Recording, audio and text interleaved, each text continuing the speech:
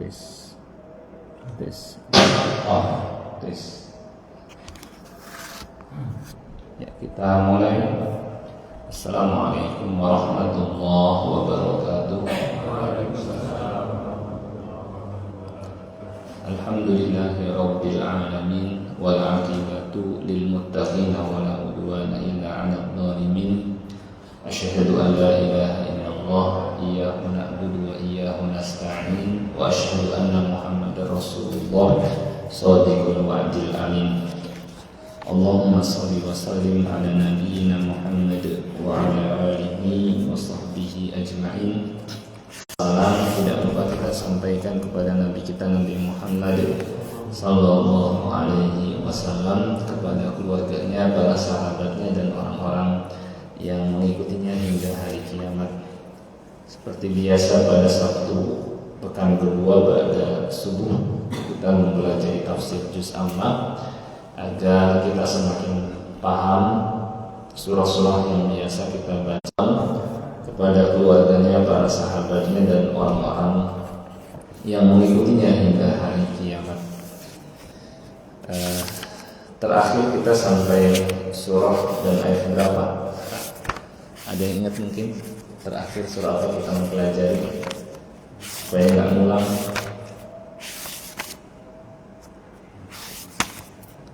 Al-Insyiqaq udah selesai. Bismillahirrahmanirrahim. Was-samaa'i dzatil buruj wal yawmil maw'ud wa syahidin wa mashhud. Qutila ashabul ukhdud annari dzatil waqud samawati wal ardh wallahu ala kulli syai'in syahid. Innal ladzina fatarul mu'minina wal mu'minati thumma lam yatubu falahum 'adzabu jahannam wa lahum 'adzabul hariq. Innal ladzina innahu huwa yubdi'u wa yu'id wa huwal ghafurul wadud dzul 'arsyil majid fa'alun lima yurid. Baik, sampai ayat nanti yang bisa kita sampai pelajari saja. Baik, al-buruj artinya, dan tidak ada yang lolos dari hukumnya, ya. Demikian pula di surah ini diterangkan tentang ancaman Allah Subhanahu wa taala kepada mereka yang menindas hamba-hambanya yang beriman kepada Allah Subhanahu wa taala. Ya. Ancaman mereka yang menindas hamba-hamba Allah. Posisi-posisi, ya. Termasuk juga posisi matahari, di mana bulan, ya, bintang, ya, yang mana semua berjalan dengan tertib. Ya. Al-Buruj saya menafsirkan dengan seperti itu. Langit yang punya tempat-tempat atau posisi tempat beredar, gitu ya. Dan ini menunjukkan insyaallah rajih. Jadi tidak diam, gitu ya. Sehingga banyak manfaat yang dihasilkan oleh manusia yang tinggal di bumi. Mereka merasakan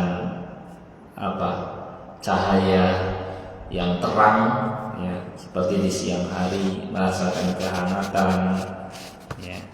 Kemudian yang menafsirkan bahwa Dzatul Buruj adalah langit yang mempunyai formasi yang indah, ya, gugusan bintang-bintang, ya.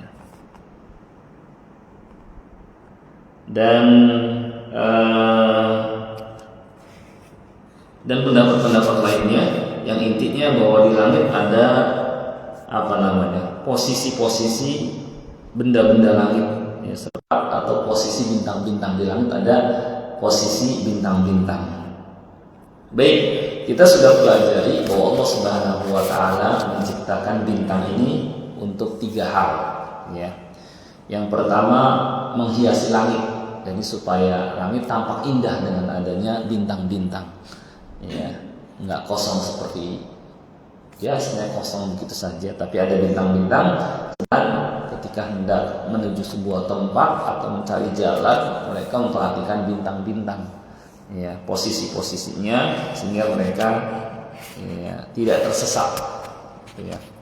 Nah, inilah hikmah Allah Subhanahu wa taala menciptakan bintang-bintang sebagai penghias langit, sebagai alat pelempar setan, keuntungan pada dirinya. Ya. Jadi orang yang rugi dan membebani dirinya dengan sesuatu yang tidak diketahuinya. Ya, dan ini termasuk syirik, meramal nasib dengan bintang-bintang. Ada kesalahan orang dalam menyikapi bintang. Yang pertama, meramal nasib dengan bintang-bintang, seperti yang mereka yang mempelajari zodiak, gitu ya. Yang kedua adalah menyandar. Harusnya kan mengucapkan apa, Pak? Harusnya mutirna bifadlillahi wa rahmatih. Kita mendapatkan curahan hujan ini karena karunia Allah dan rahmatnya, bukan karena bintang-bintang, gitu ya. Kesalahan lainnya adalah bersumpah dengan bintang. Jadi kesalahan orang dalam menyikapi bintang. Pertama, meramal nasib dengan bintang. Yang kedua, menisbatkan turunnya hujan kepada bintang. Setelah Allah Subhanahu wa taala bersumpah dengan langit yang punya posisi-posisi bintang-bintang, ya. Allah bersumpah, dan ingat kalau Allah berhak bersumpah dengan makhluknya, tapi kita tidak berhak bersumpah dengan makhluknya. Ya, karena Allah la yus'alu amma yaf'alu wa hum yus'alun. Allah tidaklah diminta pertanggungjawaban terhadap tindakannya. Kitalah yang diminta pertanggungjawaban. Dan karena Allah mendatangkan hari kiamat itu, hari di mana manusia dikumpulkan, dibangkitkan, dikumpulkan, dan akan dihisab dan diminta pertanggungjawaban serta diberikan balasan. Ya, wal yaumil maut, yakni hari kiamat. Ya. Kata Allah, inna sa'ata la'atiyah. Sesungguhnya kiamat syahid adalah hari Jumat. Ya. Ada juga yang menafsirkan lebih luas lagi, bahwa yang menyaksikan adalah yang menjadi saksi, termasuk Nabi Muhammad SAW termasuk syahid, karena beliau menjadi saksi bagi umatnya, dan umat beliau akan jadi saksi bagi umat-umat sebelumnya. Termasuk juga anggota badan manusia pun termasuk syahid, akan jadi saksi baik hari Jumat, Nabi Muhammad SAW, umat beliau, kemudian juga anggota badan manusia, kemudian juga malaikat, karena semua akan jadi saksi. Adapun masyhud yang disaksikan, ya, ini ada beberapa tafsir. Yang pertama, masyhud adalah hari Arafah. Ya, kenapa disaksikan adalah hari Jumat? Nah, jadi maksud dari pertama yaumul maut, hari kiamat, wal yaumil maut. Yang kedua, syahid hari Jumat, masyhud hari Arafah. Disebut hari Arafah karena juga hari Arafah disebut dengan masyhud karena berkumpul, disaksikan oleh banyak orang hari tersebut dari berbagai penjuru dunia berkumpul di Arafah. Ya, itu ingkar. Dan kalau kita perhatikan surah ini Makkiyah, turun di Mekah, gitu ya. Sedangkan di Mekah banyak orang-orang yang ingkar. Ya. Maka Allah Subhanahu wa taala menguatkan dengan banyak sumpah. Apa isi sumpahnya? Qutila ashabul ukhdud. Binasalah orang-orang yang membuat parit. Ya. Bisa juga diartikan dengan neraka, nggak didengar kata-katanya, gitu ya. Qutila, terlaknat atau binasalah. Ashabul ukhdud, mereka yang membuat parit. Ini orang-orang dulu untuk menyiksa orang-orang beriman, mereka buat parit besar di pinggiran jalan. Bagi mereka yang tidak mau murtad, maka akan dimasukkan ke dalam parit tersebut yang berisi api. Kata Allah, Anda, ya, wahum ala ma yaf'aluna bil mu'minina syuhud. Dan mereka menyaksikan tanpa rasa kasihan, ya, memasukkan orang-orang beriman ke dalam parit, ya, galian yang besar, menyalakan api. Kira-kira dari sini apa yang kita ketahui? Apa Pak? Menunjukkan bahwa ternyata orang-orang beriman bukan hanya sekarang saja mendapatkan cobaan, disiksa. Ternyata bukan hanya sekarang, tapi sejak zaman dulu pun sudah ada. Ya. Dan Allah mengancam mereka yang menyiksa hamba-hamba Allah. Ya. Allah terangkan dulu sebelumnya. Wa ma naqamu minhum illa ayyuminu billahil azizil hamid. Mereka tidaklah menyiksa orang-orang beriman itu melainkan karena orang beriman itu beriman kepada Allah yang Maha Perkasa, melihat. Allah menyaksikan segala sesuatu. Nah, itu udah ancaman itu sebenarnya ya. Ancaman. Maka Allah tertegas. Innal ladzina fatanul mu'minina wal mu'minati tsumma lam yatubu falahum 'adzabul jahannam wa lahum 'adzabul hariq. Sesungguhnya orang yang menyiksa orang-orang yang beriman, laki dan perempuan. Berarti bukan hanya laki, perempuan pun sama disiksa. Tapi Allah Subhanahu wa taala karena santun bahwa ayat ini juga masuk ke dalamnya kisah Ashabul Ukhdud yang disebutkan dalam Sahih Muslim. Bagaimana kisahnya? Saya akan sampaikan kisah Ashabul Ukhdud ya. Mungkin ini cerita aja khusus gitu ya. Jadi ada terkait dengan ayat ini juga karena masih mencakup. Ya. Jadi dulu di zaman sebelum kita, raja tersebut, ya, saya sudah tua, saya ingin mewariskan ilmu saya kepada seorang, ya, maka tolong kirim kepada saya seorang pemuda agar saya ajarkan kepadanya ilmu sihir, ya. Maka raja pun memenuhi permintaannya. Dicarilah di kampung-kampung seorang pemuda yang siap belajar ilmu sihir, ya. Maka mentauhidkan Allah dan mengikuti Rasul yang diutus. Ketika itu rahib ini mentauhidkan Allah dan mengikuti Rasul yang diutus ketika itu. Ya, maka dia mampir dulu ke si rahib ini. Dia duduk, ngobrol dan mendengarkan nasihatnya. Dinasihati tentang Islam, ya, diajak untuk mentauhidkan Allah, menyembahnya kepada Allah, diajarkan ya perbuatan-perbuatan baik, hakikat hidup. Tapi setiap kali dia menuju ke kerajaan, ya, di tengah perjalanan dia mampir dulu ke rahib yang membuatnya apa? Sering terlambat datang ke kerajaan. Yang membuatnya sering terlambat datang ke kerajaan. Akhirnya pesihir ini marah, ya, karena datang terlambat terus, ya. Akhirnya si pemuda ini ngadu kepada rahib itu, gini, ya, bahwa saya kalau datang telat ini, ya, jadi bohong, ya. Asalnya hukum bohong itu nggak boleh, cuma karena darurat ini mungkin ya. Wallahu a'lam. Saya dalam Islam itu berbohong itu asalnya kan tidak boleh, haram termasuk dosa besar. Dikecualikan untuk 3 hal. Yang pertama dalam perang, yang kedua agar hubungan suami dengan istri harmonis, ya, dia boleh berbohong, gitu. Nggak apa-apa berbohong di situ. Ya. Nah, supaya dia nggak dihukum ya sudahlah terpaksa berbohong, gitu ya. Nah, setelah dia setiap kali datang ke kerajaan telat melulu, dia datang dulu ke rahib mendengarkan nasihat-nasihatnya, dia kemudian sudah mulai merasakan dan kebingungan mana di antara 2 ajaran ini yang benar, yang lebih dicintai Allah, ya, antara 2 ajaran ini, ya, yang benar. Maka suatu ketika, ya, ketika dia di perjalanan, dia melihat ada sebuah binatang besar yang membuat orang-orang nggak bisa lewat. Ya, maka dia pun berkata, Al-yawma a'lam as-sahir afdol al-rahib afdol. Ya, hari ini saya akan tahu apakah ajaran rahib ini yang benar atau, ya. Maka kemudian dia ambil batu, kemudian dia lempar ke binatang besar itu yang membuat orang nggak pada berani lewat, langsung mati. Nah, dari situ dia pun mengetahui bahwa ajaran rahib ini yang lebih benar, ya, lebih dicintai Allah. Maka kemudian dia meninggalkan ilmu sihir itu, ya. Dia terus belajar lama kepada rahib, ya, sampai memiliki ilmu bahkan melebihi ilmu rahib, ya. Nah, sebelumnya rahib mengatakan, "Ai bunayya, wahai anakku, antal yaum afdal minni." Ya, hari ini engkau lebih baik daripadaku, ya. Aku lihat dirimu sudah memiliki hal yang maksudnya yang lebih daripada diriku. Dan suatu saat engkau akan diberikan cobaan. Dan kalau engkau diberikan cobaan, jangan kasih tahu keberadaan diriku. Ya, itu kata rahib itu. Ada seorang pemuda yang bisa menyembuhkan berbagai macam penyakit, ya. Bahkan orang buta pun sembuh, orang sopak pun sembuh. sehingga berita ini sampai ke kerajaan. Ya, sampai ke kerajaan. Nah, ketika itu si raja punya teman duduk juga seorang yang matanya buta. Ya, seorang yang matanya buta.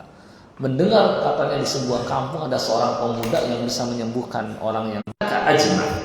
Semua yang barang ini saya kumpulkan untukmu dengan syarat engkau mau menyembuhkanku, bisa membuat aku bisa melihat kembali, kayak gitu ya.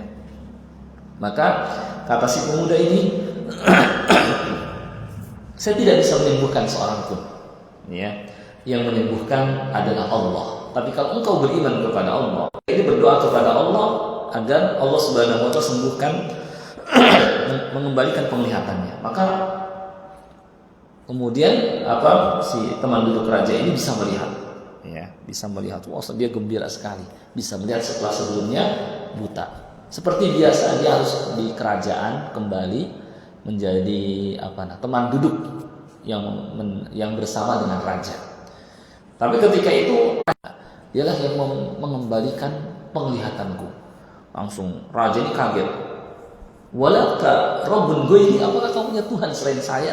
Kayak gitu ya. Maka kata teman duduknya ini, Rabbi wa rabbukallah, Tuhanku dan Tuhanmu adalah Allah, gitu ya. Maka marahlah raja ini, ya. Kemudian dia nyuruh kepada, akhirnya dengan terpaksa teman duduk raja ini memberitahukan bahwa yang mengajarkan adalah seorang pemuda yang tinggal di kampung ini disebutkan. Ya, maka raja memerintahkan prajuritnya untuk mencari pemuda ini.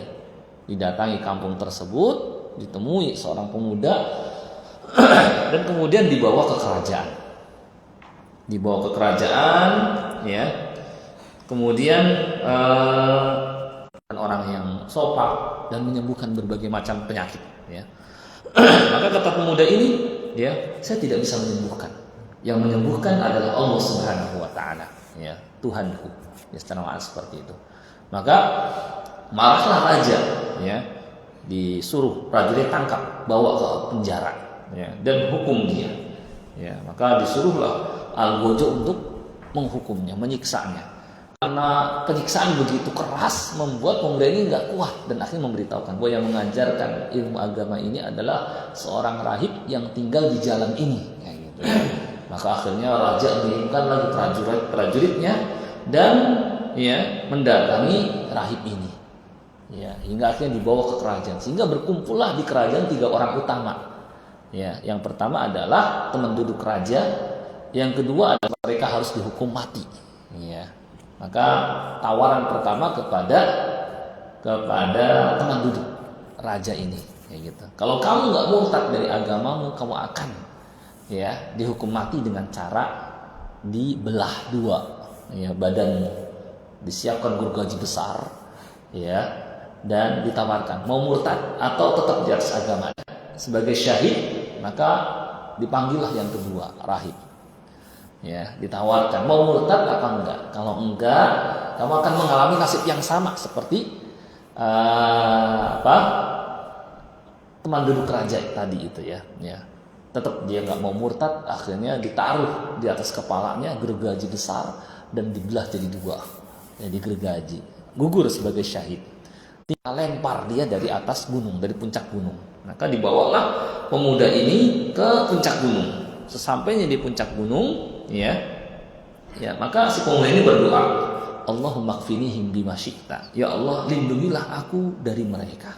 Maka tiba-tiba gunung ini goyang, bergetar dan menjatuhkan para prajurit raja. Gugur mereka, pada mati semua, ya. Sedangkan pemuda ini yang selamat, kayak gitu.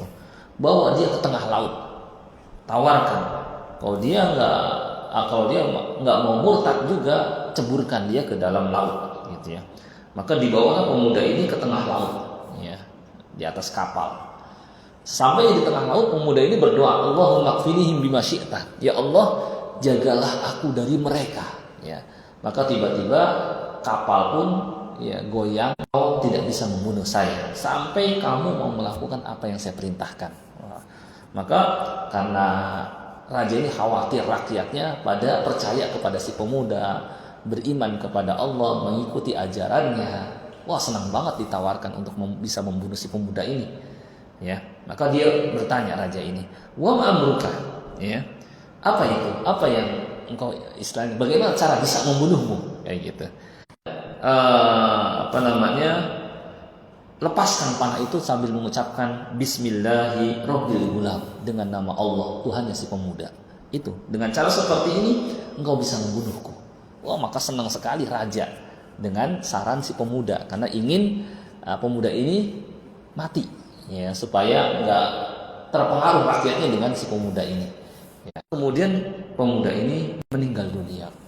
Orang-orang atau rakyat yang menyaksikan pemuda ini tewas, ya, meninggal, maka mereka mengatakan amanna birabbil gulam, amanna birabbil gulam. Kami beriman kepada Tuhannya si pemuda ini. Kami beriman kepada Tuhannya si pemuda ini. Wah, marahlah raja. Kok malah terbalik keadaannya? Orang-orang rakyatnya malah beriman, gitu ya.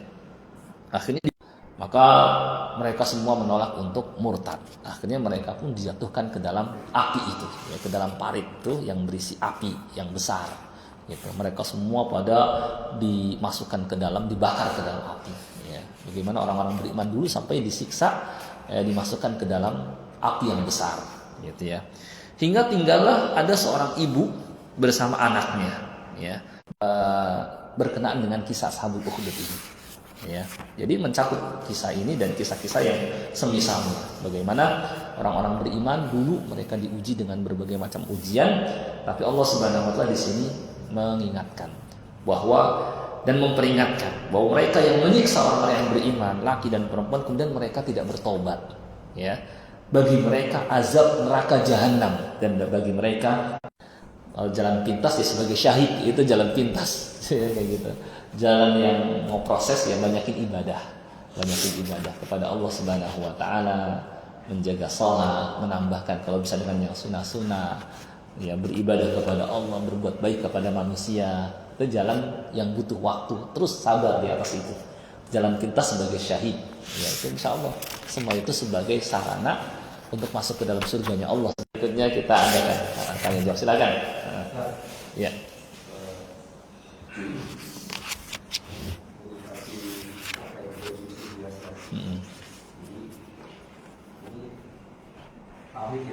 Betul. Satu sisi kita tahu bahwa taat sama pemimpin itu mutlak. Taat kepada apa? Pemimpin. Enggak mutlak. Pemimpin yang satu ya. 3 kali udah maju, 3 kali itu 60% semua. 60%. Dan Suriah itu kan Sunni ya. Tapi orang Suriah kalau mulai data berarti 90% memilih pemimpinnya. Nah, kita tahu betul bahwa masyarakat ini kan kejam ya. Kejam. Hancur lah pokoknya. Betul. Togut. Ya, kan kita tahu sekarang ya videonya yang gimana sikap kita ketika kita melihat situasi itu.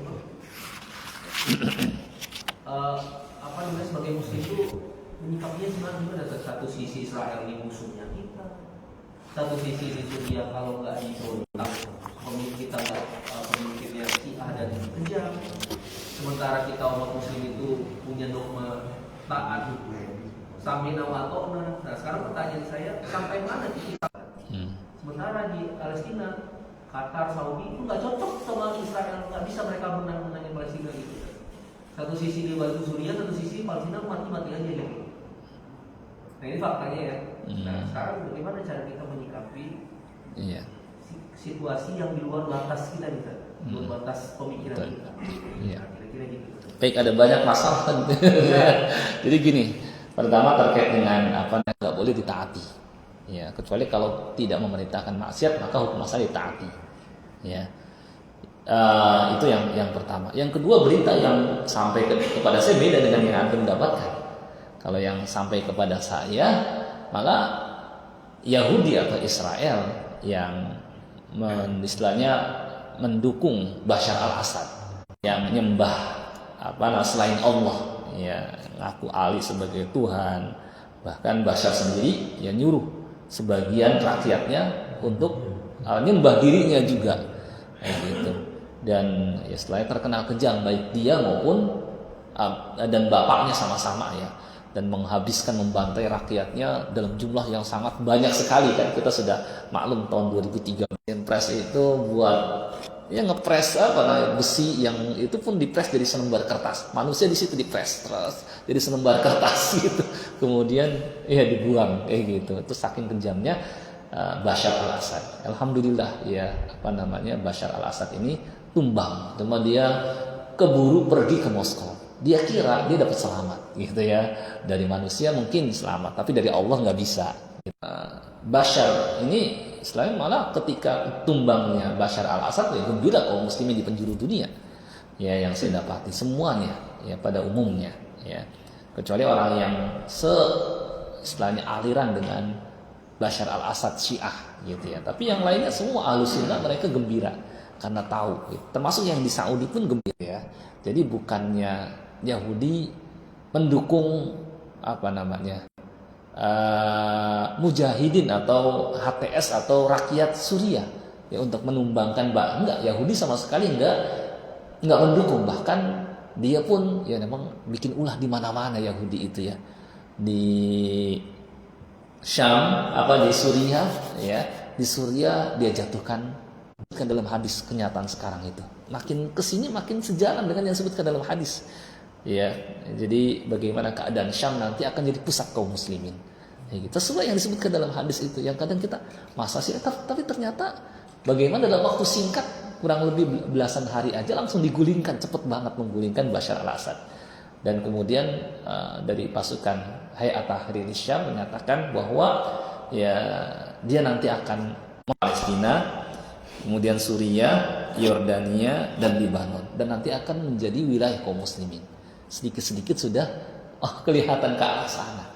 Dan bagaimana akhir zaman terjadi banyak peperangan dan nanti akan terbagi pasukan kaum muslimin ke beberapa pasukan. Sesuai yang disebutkan dalam hadis, yaitu ada pasukan di Syam, ada pasukan di Irak, dan ada pasukan di Yaman. Seperti dalam hadis kayak gitu ya. Maka sahabat bertanya, Yahudi malah membantu Bashar al-Assad. Ya, makanya dia jatuhkan bom ke sembarang tempat itu. Saya kira seperti itu. Ya. Kalau HTS itu kan mujahidin ya, Iya. Mujahidin yang kita melihatnya itu kalau umat muslim, melihatnya itu dia adalah pejuang. Tapi kalau orang tertentu dari kacamata keburukan itu dia berjuang dan betul. Tapi kan ada ulama-ulama kita juga di Indonesia ini mengatakan memberontak, karena dalil. Nah jadi bagaimana penggunaan dalil pemimpin memberontak? Bahkan di Membojong itu kalau orang Belanda bilang ya, coba di Ponorogo waktu kita di Belanda ya, itu dibilang memberontak. Sama orang Belanda di Ponorogo itu mutlak memberontak. Dari negara atau berjuang dibatasin dengan dalil taat sama ulil amri. Nah, jadi perlu begini, betul. Perlu menjamak antar beberapa dalil yang ada. Jadi gini, hukum asalnya memang kita diperintahkan taat kepada ulil amri, cuma selama bukan maksiat, gitu. Dan kalau perintah-perintah yang mubah ya kita taat juga. Karena begini, kalau kita istilahnya kayak memberani, ya kafir. Bashar al-Assad itu banyak ulama yang kafir karena emang Syiah Nusairiyah, Syiah yang ortodok yang menyembah selain Allah, meyakini syarat dua. Pertama adalah bahwa dan istilahnya memang ini di sini makhluk sebagai pemberontak karena dengan mereka istilah berhasil menggulingkan kekuasaan yang kejam ini, banyak saudara-saudara kita yang terbebaskan dari penjara, dari kekejaman, dan Ahlus Sunnah wal Jamaah sekarang ini unggul di sana, dan insya Allah akan jadi pusat kaum muslimin dan kemudian akan melebar sayapnya istilahnya sampai ke termasuk Palestina juga akan mereka bebaskan. Itu insya Allah ke depan sesuai yang disebutkan dalam hadis insya Allah. Gitu. Saya kira begitu. Wallahu a'lam. Baik, cukup mungkin Pak ya.